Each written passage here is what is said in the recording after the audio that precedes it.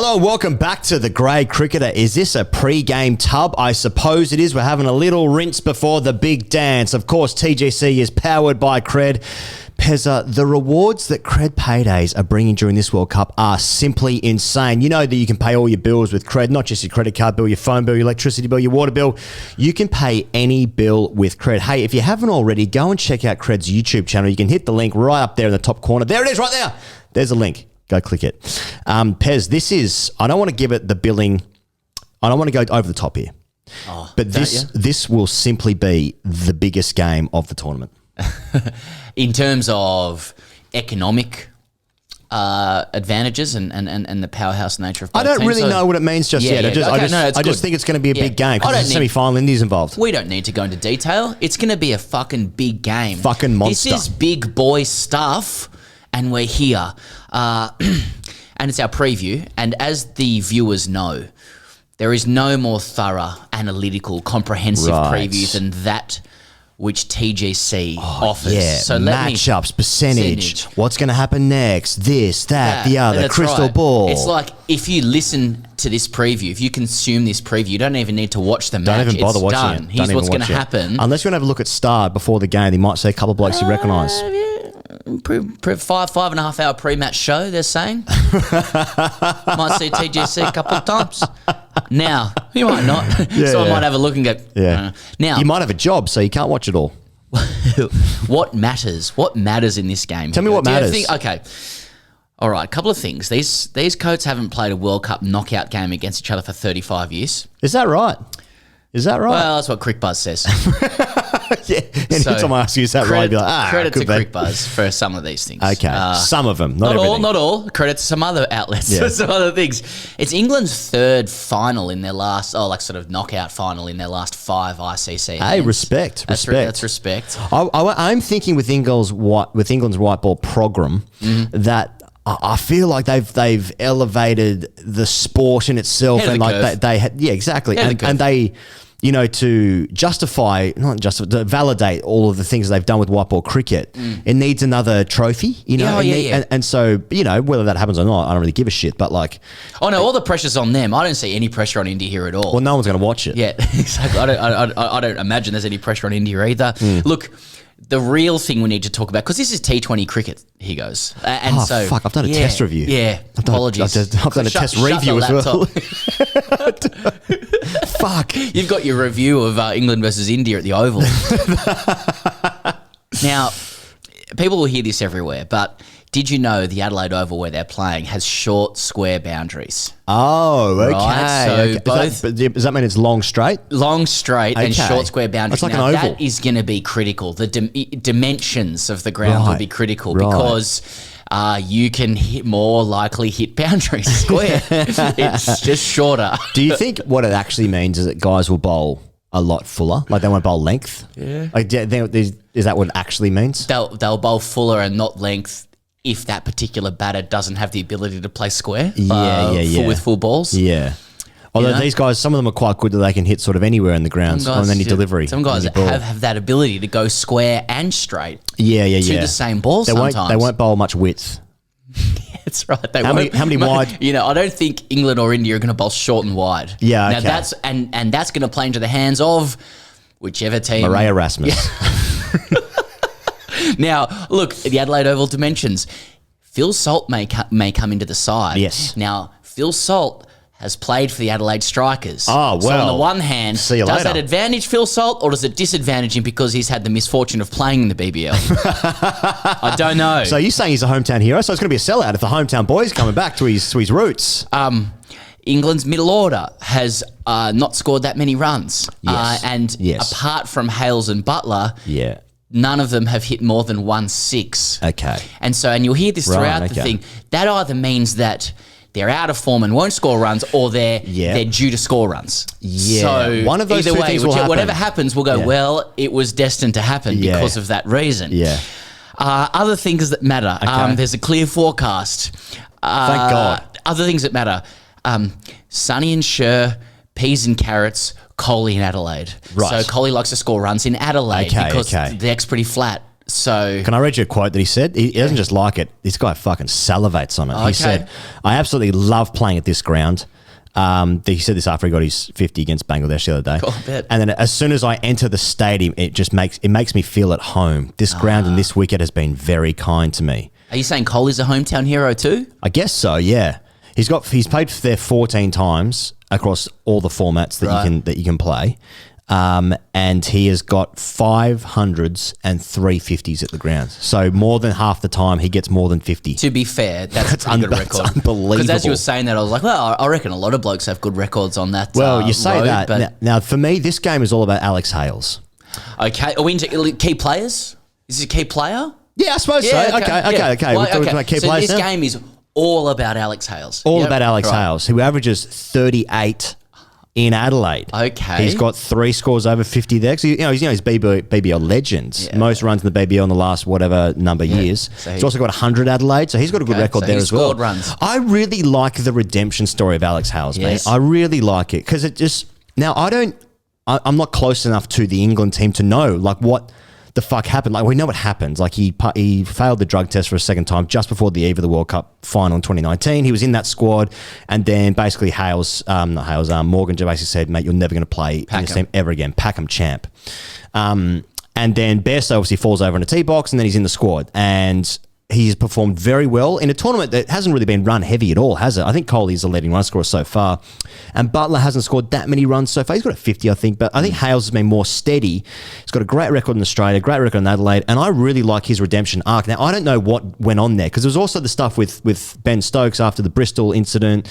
And Stokes said in his Fair to say there's a documentary... bit going on. Stokes said, like, he referred to him as my friend at the time, and now they're playing together. And Morgan's interviewing Hales after the game on Sky Sports, and it's just like Hales refuses to face him. He doesn't strike me as a fucking coat. He doesn't strike me as that. Maybe he was, and now he's not. I don't know, but I'm just enjoying the narrative arc of Alex Hales, and I think he's actually a key player. I think we invest too much in first impressions in people as well. Like, it's nice when people get better or become or mature, right? Become better players, right? Become better people. I totally agree with you.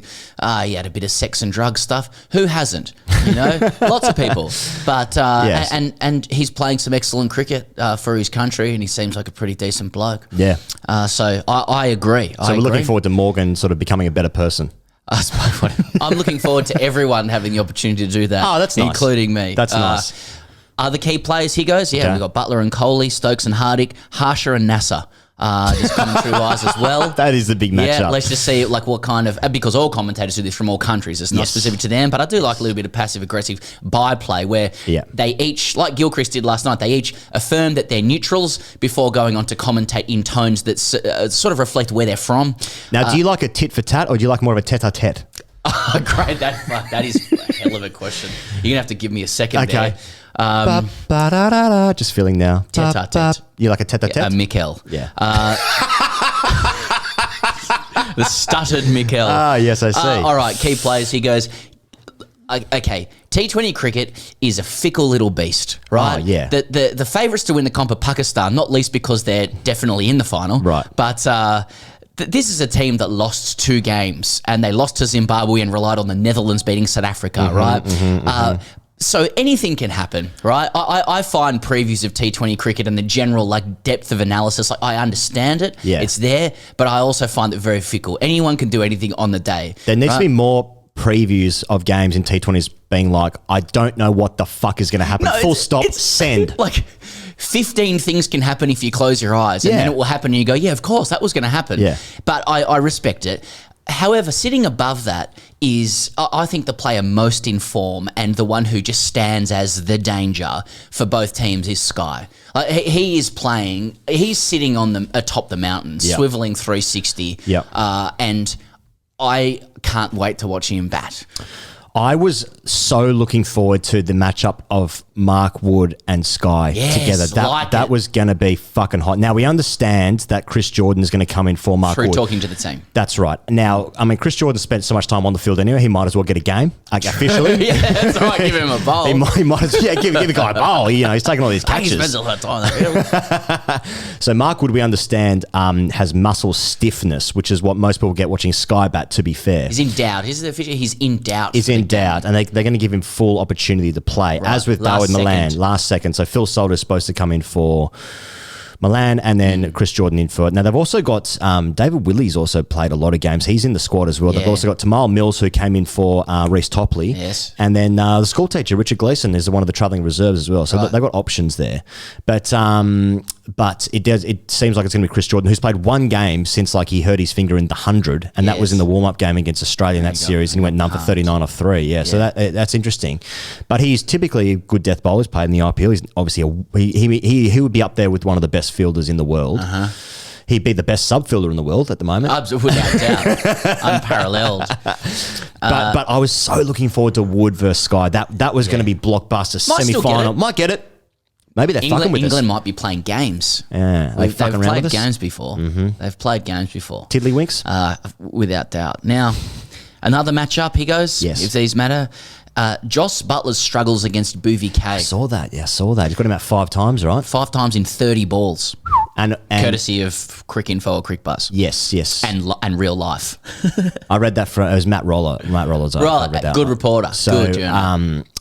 Give him props for that. But yeah, and I think it said every time in the first 3 overs of the match, which wouldn't make sense because he's 30 balls, but that's a lot. He loves him in the power play. Loves him in the power play. And that's big because we respect Bhuvi K, of course, and so do the Indian selectors. But apparently he's not Hollywood like Buttler. No, but he's got the wood on him. So let's see. And then within the Indian team, Dinesh Karthik or Rishabh Pant. Now, just for some background, think. We're just throwing out people here that also we got some information from Vish, Crick Info. Again, fantastic. I don't know if he wrote this, but I definitely read his article ahead of this. How's that for attribution? These guys are all good. Yeah. Rishabh. Now, Karthik versus Rishabh. Karthik's sort of been the incumbent. Rishabh came in recently. Karthik had a little bit of an injury. Hurt his back. Rishabh now they're reporting Rishabh had a long net and a chat with Dravid. So, okay. The net was long. Say less. He chatted with Dravid. I don't know if Karthik, what would I be keen to know is if Dravid is now not talking to DK. That would then let me know that Rishabh's going to play. But it was a long net and a conversation. People are saying it's Rishabh. I need to know the structure of the WhatsApp groups. Has someone been changed into admin? Has someone left the WhatsApp group? Has someone muted the notifications? That is also a huge element. Yeah. Also, DK, who was brought in as a finishing role for this tournament, right? He's had a lean trot in this World Cup. I think he's had 3 digs, 14 runs. But apparently he's got a good record against Sam Curran in the IPL. That's interesting. In the IPL. I actually do put weight in that, as opposed to most other things. But they are saying that they're looking at Rishabh to combat Adil Rashid, left-hander stuff. Okay. So there's another thing. Names and numbers. Yeah. If one person plays another person, that's fucking. My head is about to explode. I mean, I've been saying for a little while, for me, it's a class thing. I don't mean a socioeconomic status. I mean, Rishabh is, we have so many demons vis-a-vis Rishabh in Australia. It's just hard to conceive of him not being in the side. Right. And yet, as we get to the back end, my instinct is kind of respecting the experience of DK, not just the lid, but the fact that they've taken him this far in the tournament. He's the guy they've wanted to invest in. And now we're out of the kind of the giant killing phase. We're just into good team against good team. The game will be won at the margins. Isn't it in T20 cricket? It's just on the day. Who it is on the day?